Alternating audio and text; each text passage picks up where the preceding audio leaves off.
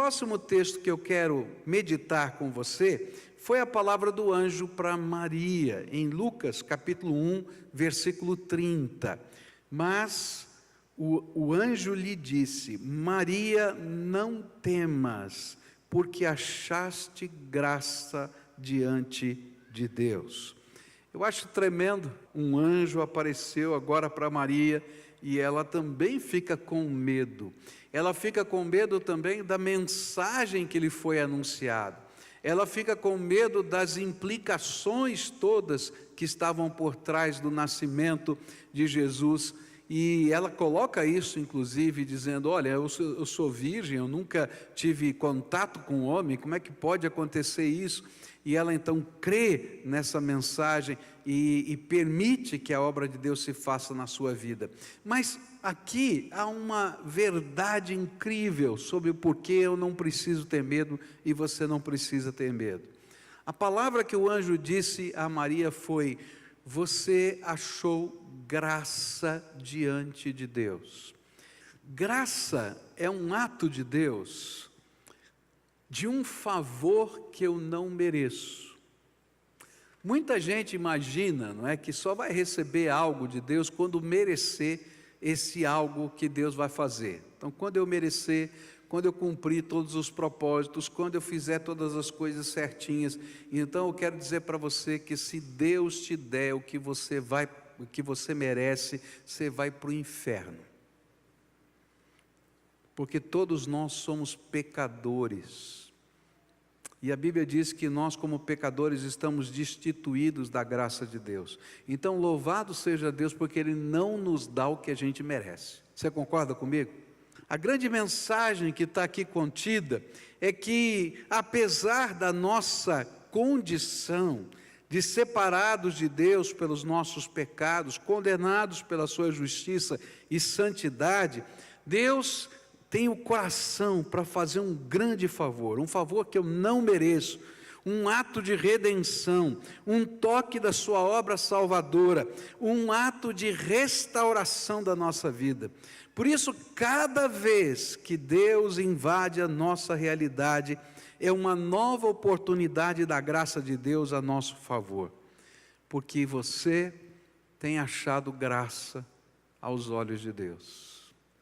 Para pensar, não é o outro que achou graça, você achou graça diante dos olhos de Deus. Eu tenho assistido muitas manifestações da graça de Deus na vida de pessoas. Algumas dessas manifestações da graça de Deus são transformações, vida quebrada, arrebentada, não é? Onde parecia que não tinha mais jeito, e aí vem a graça de Deus e restaura. Eu vi graça de Deus mexendo com o modo de ser e de estar das pessoas. Nós tivemos aqui algum tempo atrás, numa apresentação da Cristolândia, um homem encontrado nas ruas de São Paulo, que trabalhava numa autarquia governamental, falava 7 línguas, formado e tendo pós-graduação nos seus cursos universitários, mas por causa do crack, ele perdeu tudo, perdeu emprego, perdeu posição, perdeu dinheiro, perdeu família e foi morar nas ruas, como lixo humano. Mas lá na rua, no lugar em que ele estava, ele achou graça diante dos olhos de Deus. E quando ele esteve aqui, nós louvamos a Deus junto com ele, porque ele já não estava mais nas ruas, porque ele estava agora voltando a conviver com a sua família, porque Deus estava restaurando a sua sorte, porque ele achou graça diante dos olhos de Deus. Eu contei aqui uma história para vocês de um pastor, que é pastor na Primeira Igreja Batista de São Paulo, que tem uma história semelhante. Ele era um empresário, um homem cheio de contatos, recursos. Ele chega de uma viagem no aeroporto de São Paulo, e ao invés de ir para casa, ele sabe que ele está afundado nas questões da drogadição, e ele decide não ir mais para casa. e durante 7 anos ele desaparece, ele é tido como morto, declarado morto pela justiça, para que a sua esposa pudesse tocar a sua empresa e os seus negócios. A sua esposa escreve um livro durante esse período de 7 anos, do desespero de não saber onde está o seu marido, e ela orava todo dia a Deus, dizendo: Senhor, me revela onde está, o que aconteceu, nem que seja o corpo. E a Bíblia diz que ela achou graça diante dos olhos de Deus, e um dia esse homem está caminhando, não é, numa passarela de São Paulo, passa uma senhora e olha para ele e diz assim: olha, o Senhor disse que tem jeito para você, e hoje vai fazer uma coisa tremenda na sua vida. Ele achou que aquilo era uma bobagem e continuou a sua jornada. Quando ele desce daquela passarela, no meio da rua de São Paulo, com milhões e milhões de habitantes, ele encontra uma pessoa que sabia quem ele era, olha para ele e diz: é você, eu sei que é você. Pega o telefone celular, chama sua mulher, chama os seus filhos, e todos vão encontrá-lo. E a pergunta é: por quê? Como? Por que aconteceu? E você pode imaginar a grande confusão, mas Deus revelou para aquele homem que ele achou graça diante dos olhos do Senhor. Eu não conheço a tua história, mas eu quero dizer que desde que Jesus veio a esse mundo, há uma mensagem do céu para mim e para você, que está sendo anunciada por anjos, está sendo anunciada por homens, está sendo anunciada por pregadores, está sendo anunciada na tua vida, no teu dia a dia. Deus quer derramar graça sobre a tua vida, e você é o alvo dessa graça. É interessante que quando a gente olha para isso, vem a pergunta: por que, Senhor? Por que o Senhor quer derramar graça? E lá em Lucas capítulo 12, versículos 6 e 7, é um outro texto que Lucas vai usar a expressão que você não precisa temer, você não precisa ter medo. E ele vai dizer assim: não se vendem 5 pardais por 2 moedinhas, contudo nenhum deles é esquecido por Deus. Até os cabelos da cabeça de vocês estão todos contados. Não tenham medo, vocês valem mais do que muitos pardais. Sabe por que Deus quer derramar graça sobre a tua vida? Sabe por que você não precisa ter medo? É porque aos olhos de Deus você vale muito mais do que você pode imaginar. Você é precioso aos olhos de Deus. Há uma expressão aqui que nós acabamos de ler que sempre me impressiona. Deus não apenas te ama e tem um plano para a sua vida e tem um propósito para você, mas você é tão precioso, mas tão precioso, que Ele fez questão de contar quantos cabelos você tem. Para alguns é muito fácil, né? Três fiozinhos, né? Tem um irmão aqui na frente que fez assim, 3 fiozinhos, esse está fácil. Mas para a maioria de nós, eu não tenho nem ideia de quantos cabelos eu tenho na minha cabeça. Mas Deus, como expressão do seu carinho e afeto, disse: olha, eu contei os seus cabelos, porque você é valioso demais para mim. Olha, não precisa ter medo, porque há um Deus que se importa, que te ama e quer derramar graça sobre a tua vida. Quer derramar graça sobre a tua vida. E você diz: mas por quê? Eu tenho tantos problemas, eu sou assim, eu sou assado. Simplesmente porque Ele ama você. Você tem alguma razão para amar alguém? Quando a gente ama, né? Não é verdade? Quando a gente ama, né, é aquilo que vem dentro da alma da gente. E quando a gente pensa, por exemplo, no amor de um pai por um filho, de uma mãe por um filho, não é? Aquilo vem de dentro das entranhas, a gente não consegue explicar. A gente ama porque ama. Deus é meu pai, Ele me ama. Deus é seu pai, Ele te ama. Ele tem um plano para a nossa vida. Você é precioso, e não importa o que está acontecendo na sua história, você não precisa temer se você se aproximar dEle de novo e deixar Ele cuidar da sua vida. Agora você precisa continuar com medo, se você continuar andando longe dEle, porque aí Ele não pode derramar graça sobre você.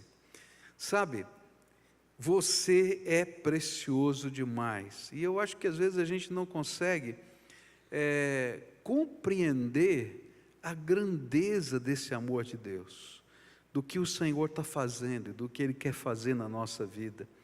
Mas quando eu não consigo me aproximar e me envolver com essa graça, então eu perco essa graça.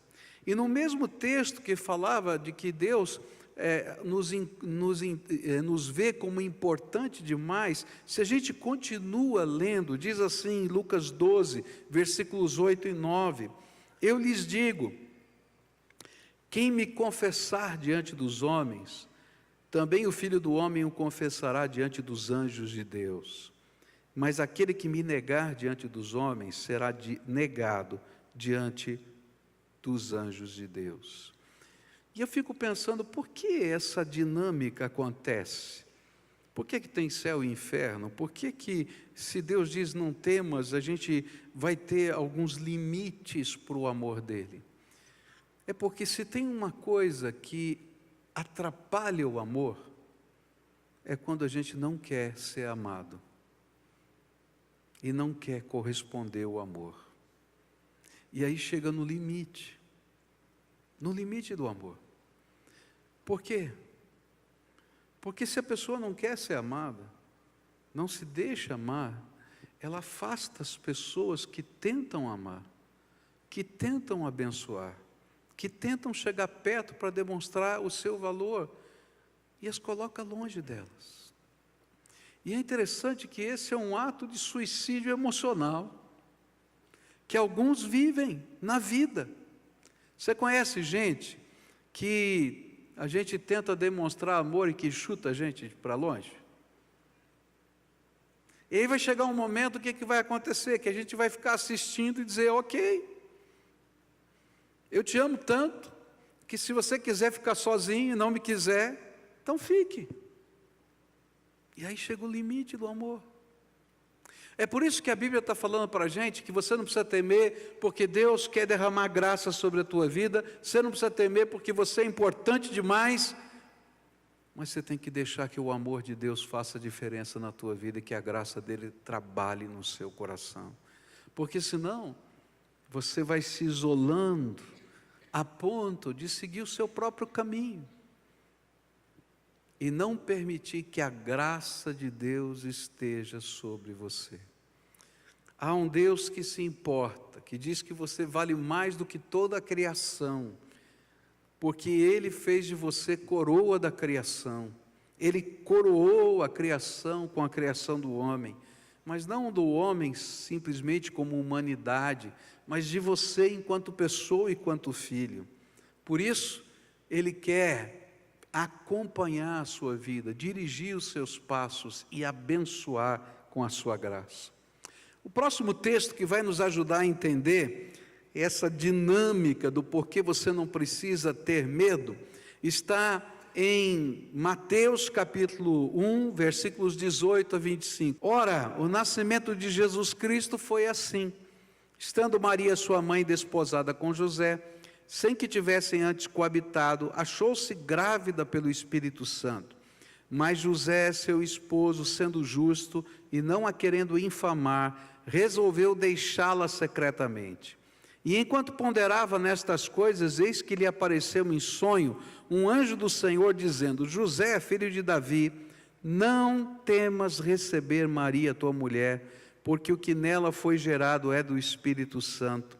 Ela dará à luz um filho, e lhe porás o nome de Jesus, porque ele salvará o seu povo dos pecados deles. Ora, tudo isto aconteceu, para que se cumprisse o que fora dito pelo Senhor por intermédio do profeta. Eis que a virgem conceberá e dará à luz um filho, e ele será chamado pelo nome de Emanuel, que quer dizer Deus conosco. Despertado José do sono, fez como lhe ordenara o anjo do Senhor e recebeu sua mulher. Contudo, não a conheceu, enquanto ela não deu à luz um filho, a quem pôs o nome de Jesus. Outra vez aparece a expressão, não temas. E agora está num contexto que parece tão estranho. José estava noivo de Maria, prometido a Maria. E esse noivado só podia ser quebrado com um divórcio. Essa era a lei daquele tempo. Ainda que não tivesse se consumado, não é, o casamento, só podia um divórcio quebrar esse compromisso feito entre as famílias. Tanto assim que se morria alguém noiva, não é, ela era chamada de viúva virgem, tá? Porque ela já era considerada casada, no sentido de ser a prometida, tá? Nesse contexto, José descobre que Maria está grávida.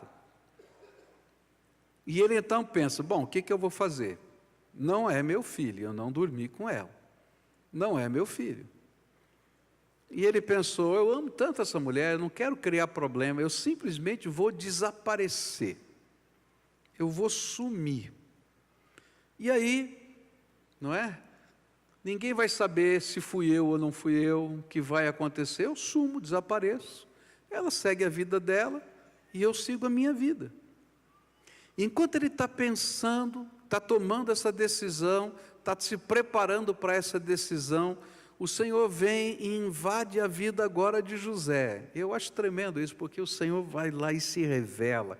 Ele é que toca o nosso coração, é Ele que anuncia que Ele tem graça para a nossa vida. É Ele que vai. Não é José que está perguntando, olha, como é que é essas? Não, Ele, o Espírito de Deus vai lá e invade. E a mensagem do Espírito do Senhor para José é tremenda. A Bíblia diz que num sonho ele recebeu uma revelação angelical. Eu creio que foi um sonho tão real, que ele achou que não era sonho, porque era alguma coisa muito forte. E aí nessa mensagem angelical ele diz assim, olha, não tema receber Maria como sua esposa, porque de fato o que nela está sendo gerado é do Espírito Santo. E aí a gente vai aprender uma outra razão porque eu não preciso temer.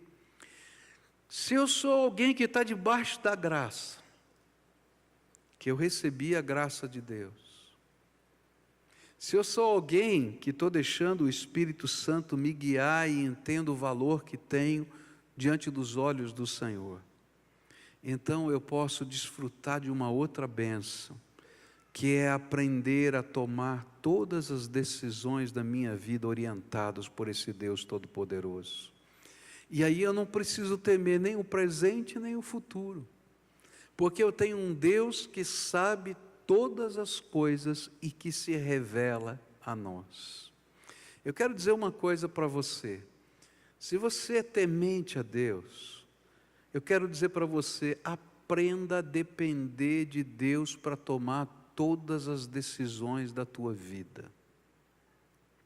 O que a gente aprende no mundo é que para tomar uma decisão, você tem que fazer uma lista. Então você faz uma lista dos prós e dos contras.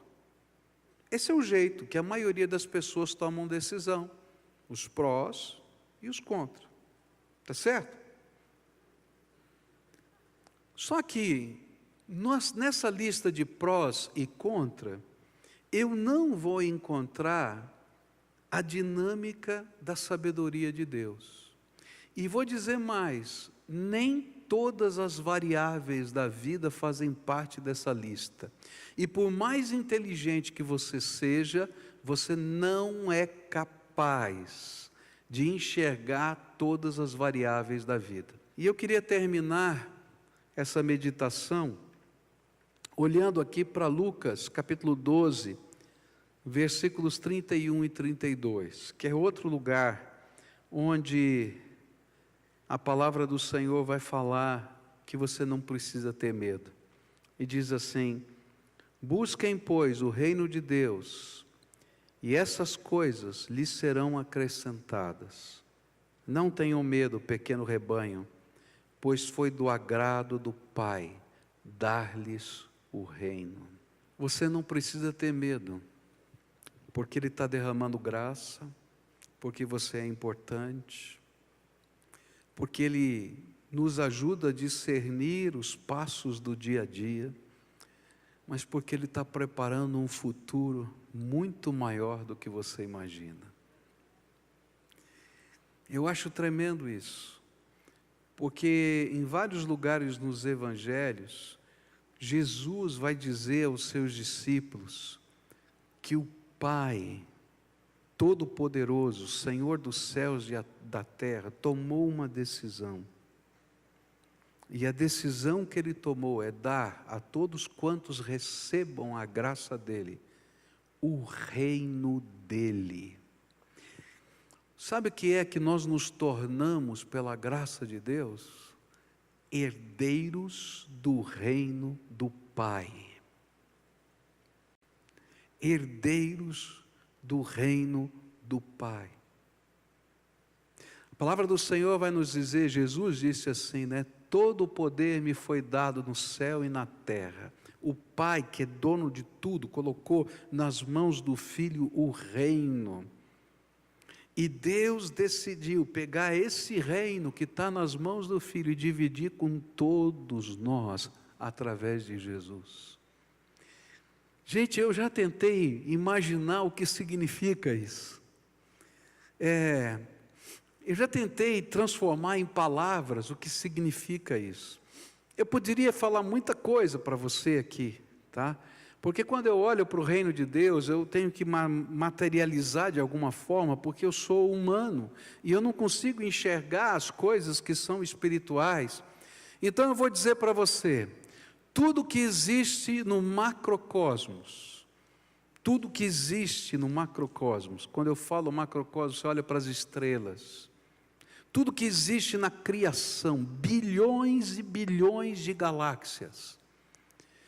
Olha, nós estamos numa galáxiazinha que tem um solzinho de 5ª categoria. É verdade.